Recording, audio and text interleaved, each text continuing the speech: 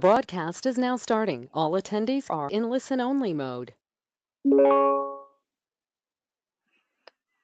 Hi, everyone. Thanks for joining us. We'll get started shortly. We'll just wait another minute or two for others to log in.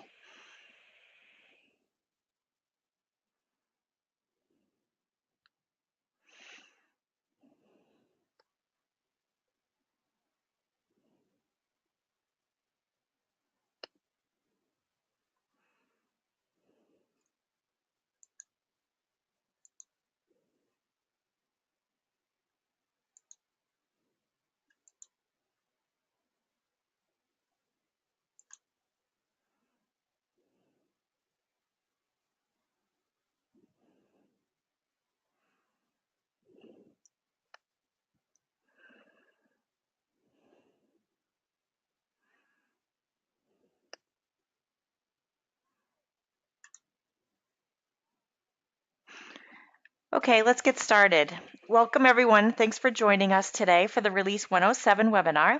My name is Kim Herron, and I am a marketing manager with itslearning. I'd like to cover a few housekeeping items first. Please feel free to submit questions in the questions pane throughout the presentation, and we'll be sure to get to as many as possible before the end of the webinar. Also, please note that we will follow today's presentation with an email message and further details about Release 107. I would now like to introduce you to our presenters, Rachel Riggio and Melissa Monteith. They are project managers and implementation consultants with itslearning, and they both bring a wealth of knowledge and experience to today's presentation. I will now hand things over to you, Rachel and Melissa. Okay, hello everybody. Good afternoon. I'm going to go ahead and make me the presenter. Kim, are you seeing my screen, Kim? Yes. Welcome everybody to the Release 107 External Release webinar. Melissa and I are your hosts for this quick overview of what is coming in Release 107, which is slated for this weekend. Oops.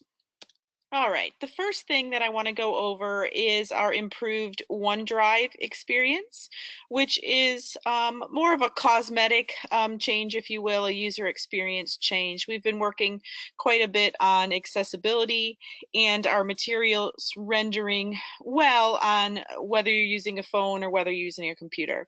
So we've just grabbed some screenshots here when you go to pick something from your OneDrive picker that you'll now have the icons. It's a little cleaner and smoother to look at. So that will be coming in Release 107. The next couple of slides are related to G Suite. Both of these things that I'm going to talk about, if you have questions about them or are interested in these things for your district, you can reach out to your project manager, and Kelly Pardo will also be involved in these next two pieces. So the first one is pre-connecting G Suite accounts. It will be much easier to automatically connect the accounts for our customers that are using G Suite for Education. We feel that this is going to save on some time and effort, as well as provide an extra layer of security to ensure that the right accounts are connected. One point to note here about this is it will not be possible for users to disconnect a pre-connected account. And then the next piece is simply that we've extended the integration options from our MIS, SIS to automatically include G Suite email accounts. So provisioning becomes even easier. And again, for both of these pieces, reach out to your project managers and Kelly to get some further information or how to set this up. The next piece was slated for an earlier release, but it was pushed back, and it is actually coming in Release 107. This is the ability for students to start a group conversation from a group assignment.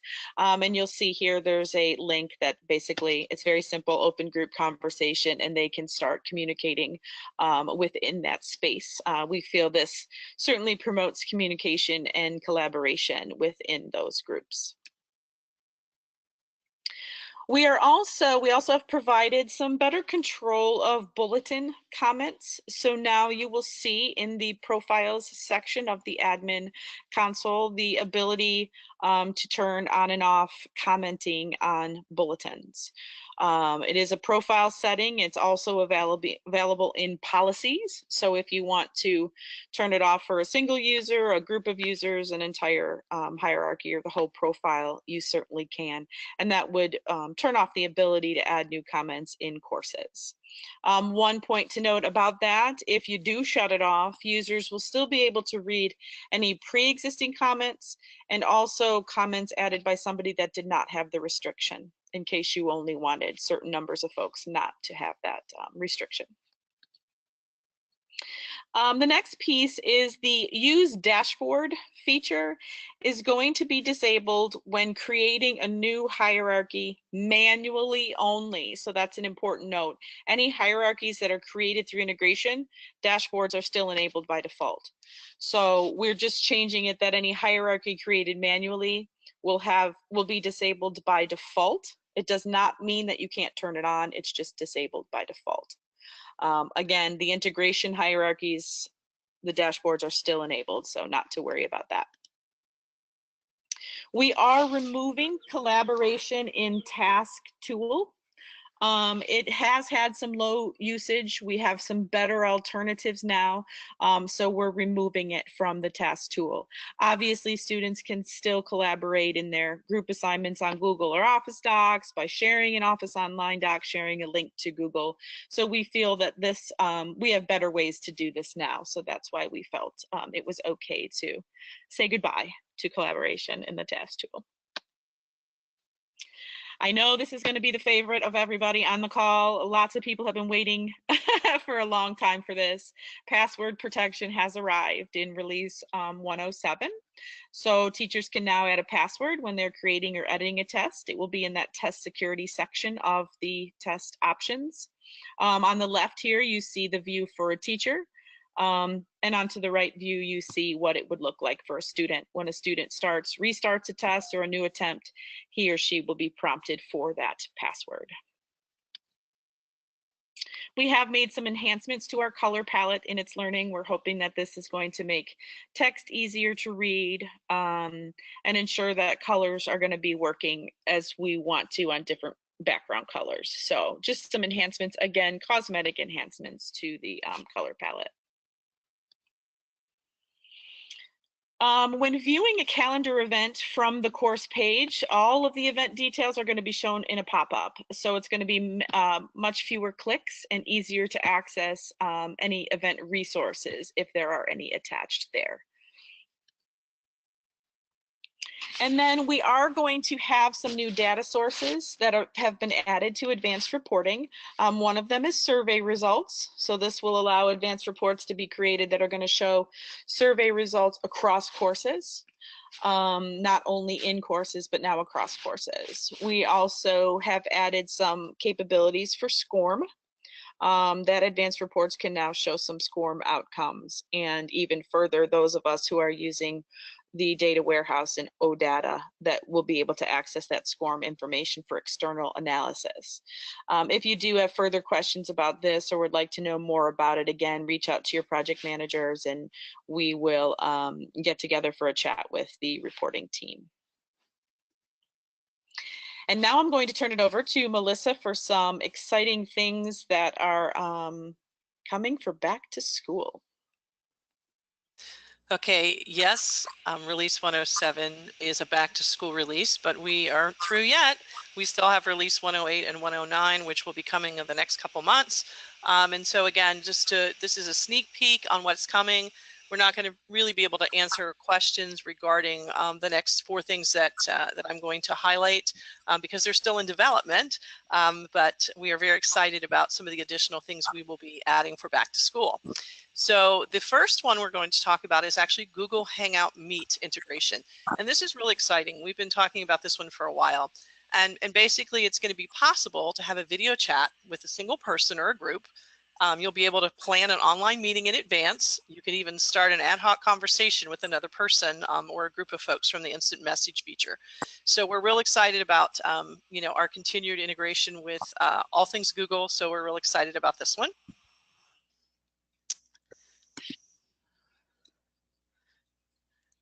The next one, this actually was a recommendation that came from a lot of our school districts in regards to being able to have students see the tasks that are coming up, what's going to be due, and have a way to kind of monitor what that looks like, not just a laundry list of things.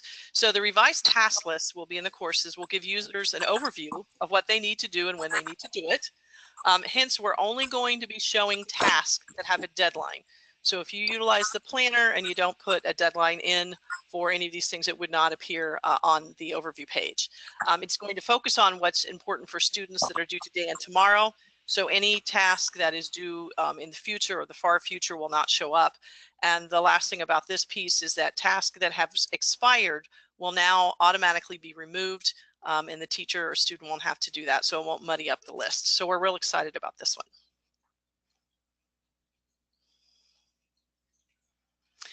This is definitely a feature that we're very excited about. It's a new overview page.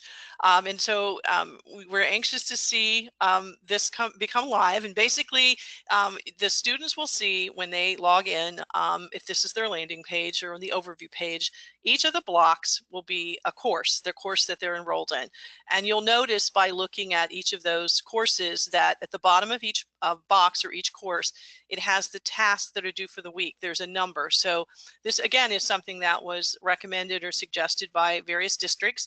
And so it will allow a student to know what tasks they have or how many are due for each of the courses that they have. So this is really a great feature. Now, some folks, like things the way they are. So please note, if you look at the top of this page up here, where it says course, there's a white button, and then there's a button next to it that says updates. The update button will actually allow you, if you click on that, it will take you to the current overview page as the way it stands now. So you will still have access to what the old page looked like if you would prefer to do that. So you do have that option as well. So teachers, when they open their page up, their overview, they'll be able to see their follow-up task, and it'll be really easy to sort and organize their courses, as well as removing courses they're no longer using. So this is really aesthetically pleasing to the eye, very student friendly, and we're really excited about bringing this to you. And the last of the features we're going to look at coming soon is the self-assessment and the assignment tool. This really is about student ownership. And so when you go and you create an assignment, you have the ability for, rather than just peer and assessment, you have the ability for a student to have a self-assessment, which is obviously allowing them to reflect on their own work. The assignment tool offers self-assessment. It'll be right next to that peer assessment. If you look on the right-hand side down there, and they can do it individually. They can do it via with peer, but you also have the ability to provide a rubric with that as well. I think this is really a nice addition. We talk a lot about student ownership and that ability to really be reflective. So we're really excited about this as an additional feature as well. Now, there are quite a few other things slated for release 108 and 109, but we just pulled out these four that kind of jumped at us, and we thought that we'd like to show you a sneak peek.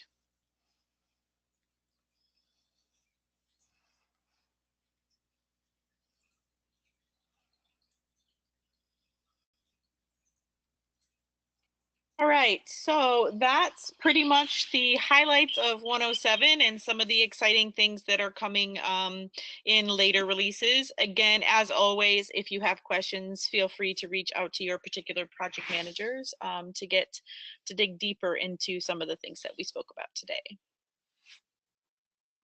We do have a couple of questions. The first question is, when will Test 3.0 be updated with all the options of Test 2.0? Yeah, and that one I'm going to have to get back to. I think that was Brian from Aconi that asked that one. I will get back to you on that. I'm in conversations right now with the developers and the product owners of Test 3.0 to get more of a firm timeline and when we can expect those things to happen. And the second one is the password for Test available in Test 3.0. It's currently, in Test 2.0 only. So I'll have to talk to them again about 3.0 and when that's coming. I will take those on as my action items. Great. Well, thank you, Rachel and Melissa, for. Kim, I think there's one more question about being able to monitor those student conversations in a group assignment. Okay. And that I have reached out. That's interesting that you asked that question, because I had reached out to our product owners about that very thing, being able to monitor what they're chatting about, and I'm waiting on a response from them. So once I get that, I will reach out about that one, as well as whether those conversations can be monitored. Looks like there's also one more question if the colors of the cards can be changed. We don't have a lot of additional information. I know they have selected a certain range of colors, and I do believe that is going to be an option, but I can't verify that for sure. Rachel, do you have another thought on that? No, I'm not sure about that yet, as those things are kind of still in development. So as we get closer, I'm sure we'll get more information on that. Good questions. All right. I think that's all the questions that we have. Thank you, Rachel and Melissa, and thanks to all of you who attended today.